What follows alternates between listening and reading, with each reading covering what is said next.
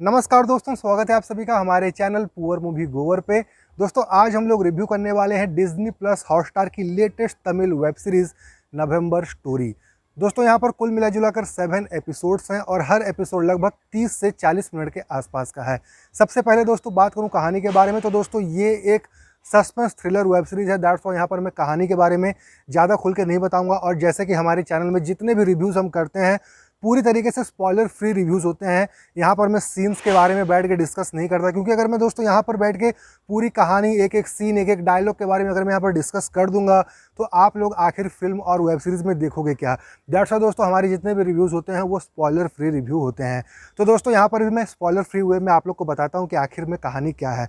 तो दोस्तों तमन्ना भाटिया यहाँ पर एक ब्यूरो में काम करती हैं, जिनको पुलिस डिपार्टमेंट के जो एफआईआर्स हैं उनके साथ कुछ काम करना है। मतलब कि पुलिस डिपार्टमेंट के एफआईआर को कोई हैक करने की कोशिश कर रहा है और यहाँ पर तमन्ना भाटिया और उनकी जो टीम है उसे इस हैकिंग को रोकना है। और साथ ही साथ पुलिस का जो डाटा है उसकी हिफाजत यहाँ पर तमन्ना भाटिया और उनकी टीम को करना है। तो ये यहाँ पर तमन्ना भाटिया का जॉब है। उसके बाद यहाँ पर हमारी मुलाकात कराई जाती है तमन्ना भाटिया के पिताजी से, जिनकी उम्र 65 से ज़्यादा है। वो एक लेखक हैं, काफ़ी फेमस लेखक हैं, क्राइम नॉवेल्स लिखते हैं, क्राइम की कहानियाँ लिखते हैं।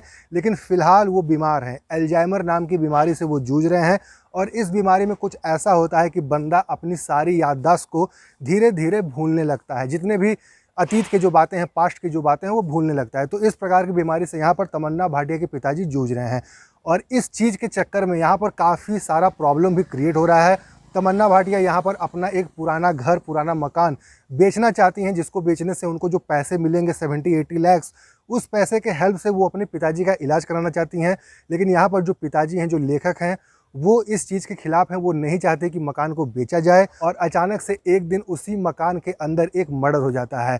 और ये जो सिचुएशन है कुछ इस प्रकार से है कि वहाँ पर जो मर्डर होता है उसके करीब में उसके पिताजी भी मौजूद होते हैं, जो कि अल्जाइमर के मरीज़ हैं। उनको कुछ भी नहीं पता कि वो वहाँ कैसे पहुँचे और क्या वहाँ पर हुआ, ये उसके पिताजी नहीं बता सकते। तो तमन्ना जिस मकान को बेचना चाहती थी, अब उस मकान में एक मर्डर हो चुका है और यहाँ पर जो प्राइम सस्पेक्ट हैं वो तमन्ना के पिताजी हैं।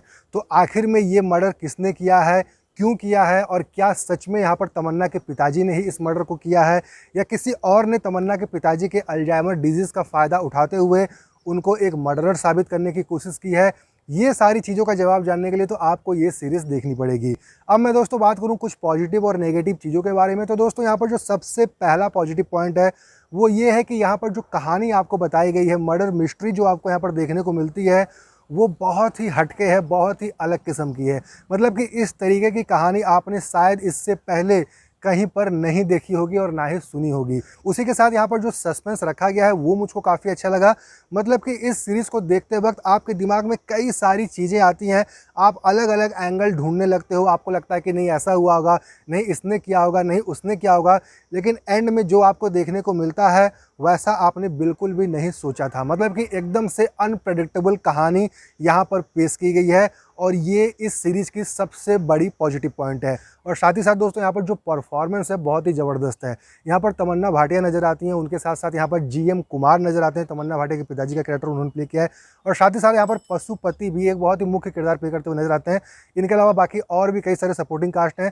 सभी का काम दोस्तों यहाँ पर बहुत ही ज़बरदस्त है। काफ़ी रियलिस्टिक वे में यहाँ पर आपको सभी की एक्टिंग देखने को मिलेगी, चाहे वो पशुपति हो या चाहे वो यहाँ पर जीएम कुमार हो। अब मैं दोस्तों बात करूँ नेगेटिव पॉइंट्स के बारे में, तो दोस्तों पहला नेगेटिव पॉइंट ये है कि ये सीरीज़ काफ़ी स्लो है। मतलब कि यहाँ पर एक एक सीन इतने ज़्यादा लंबे आपको लगेंगे कि आपको स्किप करने का मन करने लगेगा। जैसा कि यहाँ पर पॉजिटिव पॉइंट ये है कि कहानी काफ़ी अच्छी है, लेकिन उसी के साथ नेगेटिव पॉइंट ये है कि कहानी बहुत ही धीरे धीरे आगे बढ़ती है। एक एक सीन यहाँ पर बहुत ही लेंदी आपको लगेंगे। और स्टार्टिंग का जो एपिसोड है, पहला एपिसोड अगर आप झेल गए तभी आप इस पूरी सीरीज़ को देख पाओगे, क्योंकि पहले एपिसोड में कुछ भी होता हुआ आपको नज़र नहीं आता। सिर्फ फैमिली के बारे में बताया जाता है, घर कैसे बेचना, कैसे खरीदना है, वही सब आपको देखने को मिलता है। लेकिन सेकंड एपिसोड जब पोस्टमार्टम रूम में आप घुसते हो और उसके बाद यहाँ पर जब इन्वेस्टिगेशन स्टार्ट होती है, वो आपको काफ़ी ज़बरदस्त लगती है। लेकिन दोस्तों उसी के साथ मैं ये भी कहना चाहूँगा कि यहाँ पर जो स्टोरी टेलिंग है बहुत ही स्लो है, काफ़ी धीरे धीरे कहानी आगे बढ़ती है। कई सारे सीन्स यहाँ पर काफ़ी ज़्यादा टाइम ले लेते हैं। उसी के साथ दोस्तों यहाँ पर जो क्लाइमैक्स हमको देखने को मिलता है वो कहीं ना कहीं हमको उतना ज़्यादा सेटिस्फाई नहीं कर पाता। मतलब कि दोस्तों यहाँ पर क्लाइमैक्स थोड़ा और भी अच्छा हो सकता था और भी ज़बरदस्त हो सकता था। उसके बाद दोस्तों यहाँ पर एक और कमी मुझको ये भी लगी कि तमन्ना भाटिया का जो किरदार है उसको थोड़ा सा और भी अच्छे से दिखाया जा सकता था। मतलब कि वो कैरेक्टर आपको उतना ज़्यादा इम्प्रेस नहीं कर पाता है, लेकिन दूसरे तरफ पशुपति का जो कैरेक्टर है, पशुपति का जो किरदार है, वो आपके ऊपर एक अलग ही छाप छोड़ता है। मतलब कि इस सीरीज़ को देखने के बाद आप इस सीरीज़ को देखना स्टार्ट करोगे तमन्ना भाटिया के लिए, लेकिन इस सीरीज़ को देखने के बाद आपको सिर्फ पशुपति का ही कैरेक्टर याद रहेगा। तो दोस्तों कुल मिला जुला कर ये सीरीज़ मुझको वन टाइम वॉच लगी। और अब मैं अगर बात करूँ रेटिंग के बारे में तो मैं इस सीरीज़ को 3 आउट ऑफ 5 स्टार देना चाहूँगा। और अगर आप लोग प्लान कर रहे हैं इस सीरीज़ को देखने का, तब दोस्तों मैं आप लोग को बस इतना कहना चाहूँगा कि बहुत ज़्यादा उम्मीदें लेकर मत देखिएगा। और अगर आपके पास समय ज़्यादा है, मतलब कि 4 साढ़े 4 घंटे अगर आपके पास हैं, तभी आप लोग इस सीरीज़ को देखिएगा। यहाँ पर कहानी अच्छी है, कई जगह पर यहाँ पर स्क्रीन प्ले अच्छा है, कई जगह पर यहाँ पर स्टोरी टेलिंग काफ़ी अच्छी है, लेकिन यहाँ पर कहानी बहुत ही धीमे धीमे आगे बढ़ती है, जो कि आपके पेशेंस का इम्तिहान लेने लगेगी, धैर्य का इम्तिहान लेने लगेगी।